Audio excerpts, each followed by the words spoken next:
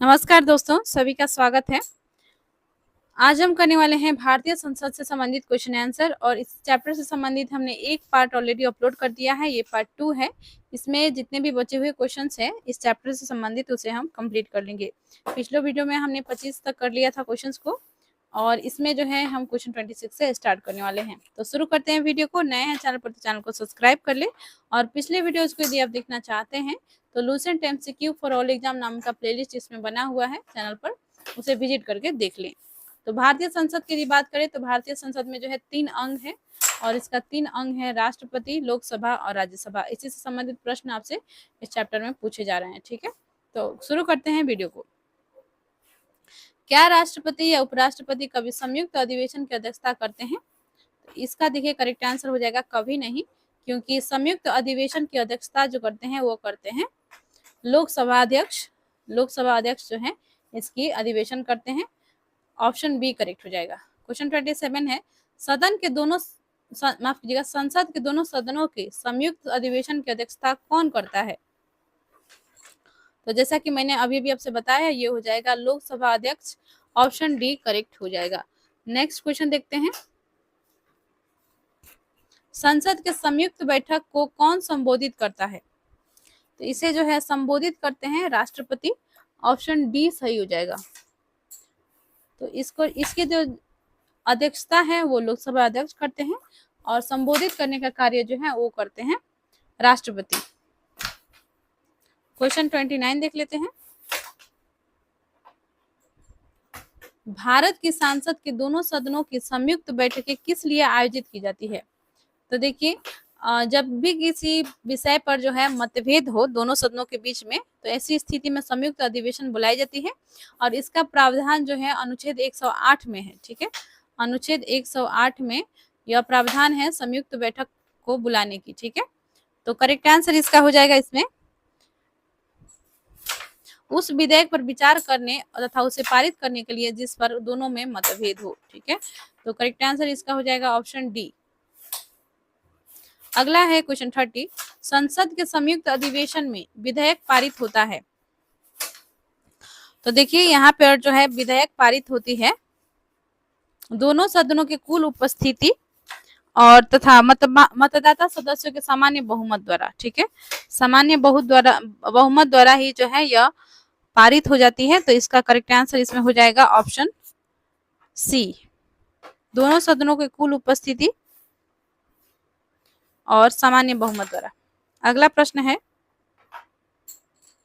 संविधान संशोधन प्रस्ताव के संबंध में दोनों सदनों में मतभेद होने की स्थिति में, तो देखिए मतभेद होने की स्थिति में जो है क्या होता है? तो ऐसी स्थिति में जो है प्रस्ताव जो है गिर जाएगा। ठीक है, ऑप्शन डी करेक्ट हो जाएगा, प्रस्ताव गिर जाएगा। अगला है, संसद की कार्यवाही सूची में प्रथम विषय होता है। तो देखिए सबसे पहले जो है क्या विषय होती है जब कार्यवाही शुरू होती है संसद की? तो इस समय जो है होती है प्रश्नकाल। ठीक है, प्रश्नकाल होती है। इसमें जो है सभी जो भी बातचीत करने होती है उससे संबंधित जो है प्रश्न संसद के सदस्य लोकसभा अध्यक्ष से जो है पूछते हैं। ठीक है, और जो भी उनके विपक्ष है वो सरकार के खिलाफ में प्रश्न पूछ सकते हैं या इनका जो प्रश्न है वो भी प्रश्न कर सकते हैं। ठीक है, तो प्रश्नकाल का जो है सबसे प्रथम विषय होता है। तो ऑप्शन बी इसमें सही हो जाएगा। प्रश्नकाल के पश्चात ये जो है शून्यकाल होती है। अगला है, कौन सी प्रथा संसदीय प्रणाली को भारत की देन है? तो संसदीय प्रणाली को जो है भारत की देन है यह है शून्यकाल। ठीक है, तो शून्यकाल जो है संसदीय प्रणाली को जो है भारत की देन है। ऑप्शन ए सही हो जाएगा। अगला है, संसद के किसी सदस्य की सदस्यता तब समाप्त समझी जाती है यदि वह बिना सदन को सूचित किए अनुपस्थित रहता है। तो कितने दिनों के लिए? तो यह होता है आपका 60 दिनों के लिए अर्थात 2 माह के लिए। ठीक है, 2 माह तक यदि कोई सांसद जो है अपने अनुपस्थित रहते हैं और बिना सूचित किए यानी कि बिना इंफॉर्मेशन दिए यदि कोई संसद के सदस्य 2 महीना तक जो है बिना इंफॉर्मेशन दिए यदि भाग नहीं लेते हो किसी भी संसद के कार्य में, तो ऐसी स्थिति में जो है उनकी संसद की सदस्यता समाप्त कर दी जाती है। ठीक है, नेक्स्ट है, एक वर्ष में कम से कम कितनी बार संसद की बैठक होना आवश्यक है?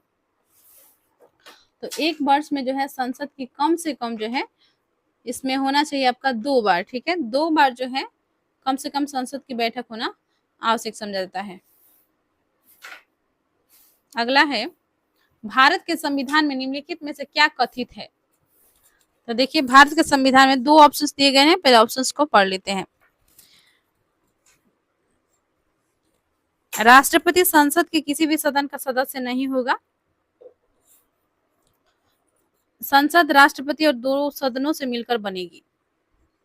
तो देखिए, यह जो है नहीं कहा गया है कि राष्ट्रपति, भारत के संविधान में क्या कथित है, तो ऐसा कुछ नहीं कहा गया है कि राष्ट्रपति संसद के किसी सदन का सदस्य नहीं होगा। ठीक है, तो ये गलत है। संसद राष्ट्रपति और दोनों सदनों से मिलकर बनेंगे, ये सही है। तो इसमें केवल 2 करेक्ट आंसर हो जाएगा, ऑप्शन डी। अगला है क्वेश्चन 37, निम्न विधेयकों में से किसका एक भारतीय संसद के दोनों सदनों द्वारा अलग अलग विशेष बहुमत से पारित होना आवश्यक है? तो देखिए, निम्न विधेयकों में से किसका एक भारतीय संसद के दोनों सदनों द्वारा अलग अलग विशेष बहुमत से पारित होना आवश्यक है? तो ये हो जाएगा आपका संविधान संशोधन विधेयक। ठीक है, करेक्ट आंसर इसका हो जाएगा ऑप्शन डी। संविधान संशोधन विधेयक के लिए जो है बहुमत सिद्ध करना आवश्यक होता है और दोनों सदनों द्वारा जो है अलग अलग विशेष बहुमत से ही इसे पारित किया जा सकता है, संशोधन किया जा सकता है संविधान में। तो ऑप्शन डी सही हो जाएगा।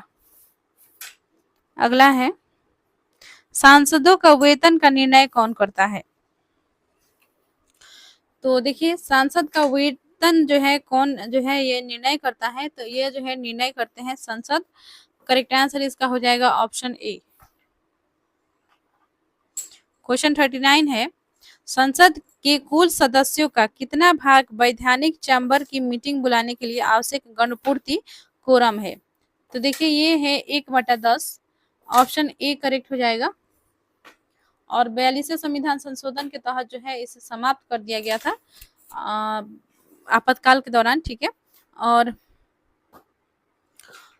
इंदिरा गांधी ने जो है इसे 42वें संविधान संशोधन जब आया था उस समय जो है ये गणपूर्ति कोरम को जो है समाप्त कर दिया था, लेकिन पुनः जब जनता दल की सरकार आई 1977 में, तो फिर से जो है इसे जो है फिर से लाया गया। ठीक है, तो इसके अनुसार से जो है संसद के कुल सदस्यों का कितना भाग जो है वैधानिक चैम्बर की मीटिंग बुलाने के लिए आवश्यक गणपूर्ति कोरम है?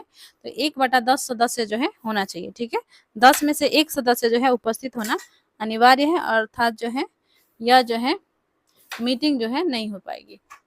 अगला है क्वेश्चन 40, संसदीय प्रणाली वाली सरकार को अन्य किस नाम से जाना जाता है? तो यह जो है संघीय सरकार के नाम से जाना जाता है, ऑप्शन सी सही हो जाएगा। संघीय सरकार या संसदीय प्रणाली सेम है, कंफ्यूज नहीं होंगे। तो ऑप्शन इसमें सी करेक्ट हो जाएगा। नेक्स्ट है क्वेश्चन 41, भारत की संसद के बारे में निम्नलिखित में से क्या सही नहीं है? तो देखिए, राष्ट्रपति लोकसभा राज्यसभा से संसद बनती है, ये तो सही है। लोकसभा में मनोनीत सदस्य नहीं होते हैं। देखिए, लोकसभा में जो है 2 मनोनीत सदस्य होते थे, जो कि 104वें संविधान संशोधन के तहत जो है इसे समाप्त कर दिया गया। एंग्लो इंडियंस का जो 2 सीट थे इसे समाप्त कर दिया गया। और राज्यसभा को जो है भंग नहीं किया जा सकता, ये भी सही है। राज्यसभा के कुछ सदस्य राष्ट्रपति द्वारा नाम निर्देशित होते हैं। तो देखिए, इसका जो है इसमें करेक्ट आंसर हो जाएगा बी ही होगा। ठीक है, यह जो है सही नहीं दिया गया है, लेकिन अभी के समय में वर्तमान की स्थिति के अनुसार जो यदि देखा जाए, क्योंकि ये 2018 का प्रश्न है। ठीक है, एनडीए 2018 में पूछा गया ये प्रश्न है, तो अभी जो है ये प्रश्न को आप क्रॉस लगाइए, क्योंकि इसका जो है प्रश्न ही गलत माना जाएगा, क्योंकि लोकसभा में मनोनीत सदस्य नहीं होते हैं, यह भी सही है। ठीक है, इसको नहीं सही नहीं है नहीं कहा जा सकता है, क्योंकि जो एंग्लो इंडियंस के 2 सीट होते थे उसे जो वो प्रावधान जो है समाप्त हो गया, तो मनोनीत सदस्य जो है ऐसे भी नहीं होते लोकसभा में। अभी वर्तमान में जो है यही स्थिति है, तो ये प्रश्न जो है हम छोड़ देंगे, ठीक है। नेक्स्ट क्वेश्चन देखते हैं। संविधान लागू होने के बाद सर्वप्रथम त्रिशंकु संसद हंग पार्लियामेंट गठन कब हुआ? तो देखिए त्रिशंकु संसद हंग पार्लियामेंट का गठन कब हुआ था? तो यह हुआ था 1989 में, 1989 में।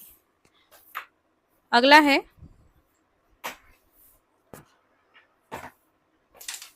अस्थायी संसद भारत में कब तक अस्तित्व में रही?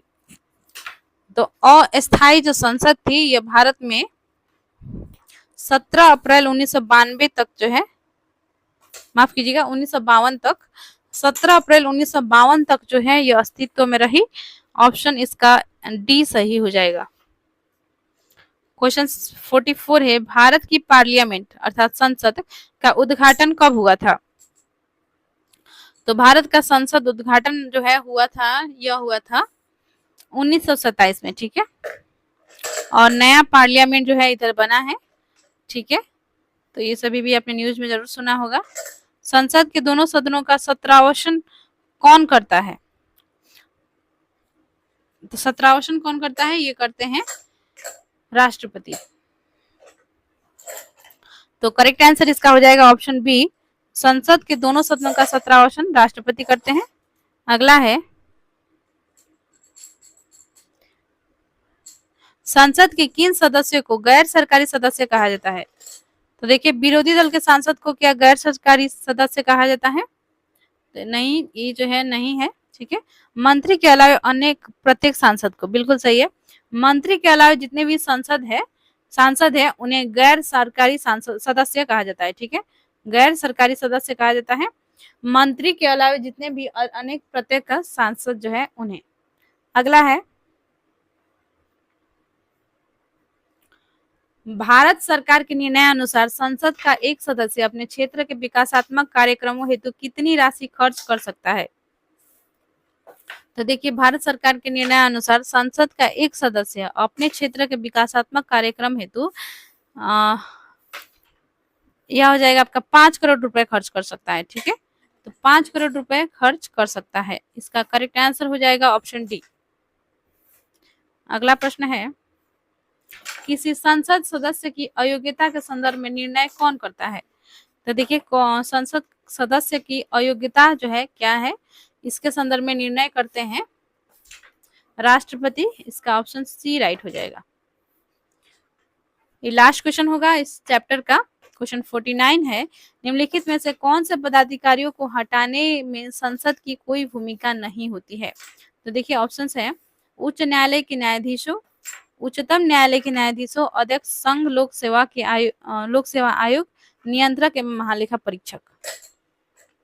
तो देखिए जो अध्यक्ष संघ लोक सेवा आयोग अर्थात यूपीएससी के जो अध्यक्ष हैं, इनको जो है हटाने में जो है संसद की कोई भी भूमिका नहीं होती है, ठीक है। इनकी नियुक्ति जो है राष्ट्रपति ही करते हैं और इनको हटाने में जो है संसद की कोई भूमिका नहीं होती है। संघ लोक सेवा आयोग अर्थात यूपीएससी के अध्यक्ष, ठीक है, यूनियन पब्लिक सर्विस कमीशन के जो अध्यक्ष हैं इनकी। तो इसका 3 सिर्फ सही है, तो करेक्ट आंसर इसमें हो जाएगा केवल 3, ऑप्शन डी राइट हो जाएगा। तो देखिए भारतीय संसद से संबंधित जितने भी प्रश्न थे हमने कंप्लीट कर लिया है। नेक्स्ट वीडियो में हम राष्ट्रपति चैप्टर से क्वेश्चन आंसर करेंगे जो कि आपकी परीक्षा के दृष्टिकोण से इंपॉर्टेंट होंगे। और राष्ट्रपति चैप्टर जो है एक इम्पोर्टेंट चैप्टर है जिससे हर बार प्रश्न एग्जाम में आपको देखने को मिलते हैं। तो मिलते हैं नेक्स्ट वीडियो में। चैनल को सब्सक्राइब कर लें, वीडियो को लाइक एंड शेयर करें और साथ में जो है Lucent MCQ for all exam नाम का जो प्लेलिस्ट बना हुआ है उसे विजिट करना ना भूलिएगा। बहुत बहुत धन्यवाद।